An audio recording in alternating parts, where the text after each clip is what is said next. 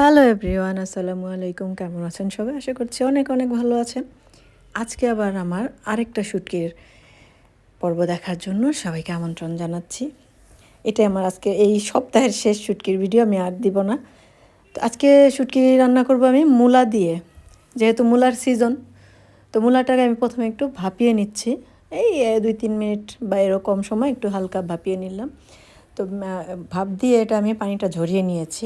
এবার একটা কড়াইতে তেল নিয়ে তাতে রসুন কুচি, পেঁয়াজ কুচি, মরিচের ফালি দিয়ে আমি এটা ভেজে নিব। যখন নরম হয়ে আসবে পেঁয়াজ ভাজাটা, তখন আমি মরিচ গুঁড়া, হলুদের গুঁড়া, লবণ দিয়ে আবার কিছুক্ষণ নেড়ে তারপর এটাতে আমি আদা বাটা রসুন বাটা দিলাম চামচ ভরে।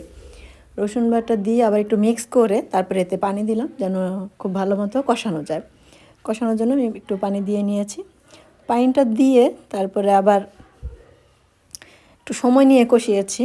এবার যখন কষানো হয়ে যাবে তখন সেই আমাদের লইট্টা শুটকি, যেটা আগে তেলে ভালো মতো ধুয়ে নিয়েছি, সেই শুটকিটা দিলাম, দিয়ে মিক্স করে নিচ্ছি। এখন আবার অল্প একটু পানি দিচ্ছি এখানেও, এই শুটকিটা রান্নার জন্য। এই পানিটা যখন আবার একটু শুকিয়ে আসবে, একটু নেড়ে নেড়ে নিচ্ছে, শুকিয়ে আসলে এটাতে আবার আমি দিয়ে দিব 2টা বাঁশপাতার শুটকি বা শীতল শুটকি, যে যেভাবে চিনেন, বাঁশপাতা বা শীতল শুটকি দিয়ে এখন আবার এটাকে খুব ভালো মতো মিক্স করে নিলাম। শীতল শুটকিটা সিদ্ধ হতে সময় লাগে না। তো তখন একদম মাখা মাখা হয়ে আসলো, তেল উঠে আসলো, তখন আমার সে ভাপিয়ে রাখা মূলাটা দিয়ে নিলাম। তো মূলা এবং মশলার সাথে খুব ভালো মতো মিক্স করে আমি ঢেকে অনেকক্ষণ কষাইছি। ঢেকে ঢেকে কিছুক্ষণ পরে আবার ঢাকনা খুলে আবার নেড়ে দিছি, ঢাকনা খুলে আবার নেড়ে দিছি। তো এভাবে কিছুক্ষণ কষানোর পরে যখন দেখব যে এটা অনেকটাই নরম হয়ে আসছে, তখন আমি আবার সিদ্ধ হওয়ার জন্য পানি দিয়েছি পর্যাপ্ত পরিমাণে।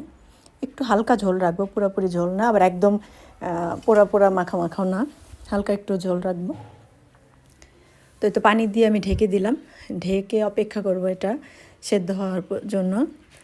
প্রায় যখন সেদ্ধ হয়ে পানি কমে আসছে, তো রান্নার ফাঁকে আবার আমি একটু খেয়ে নিলাম পাকা পেঁপে।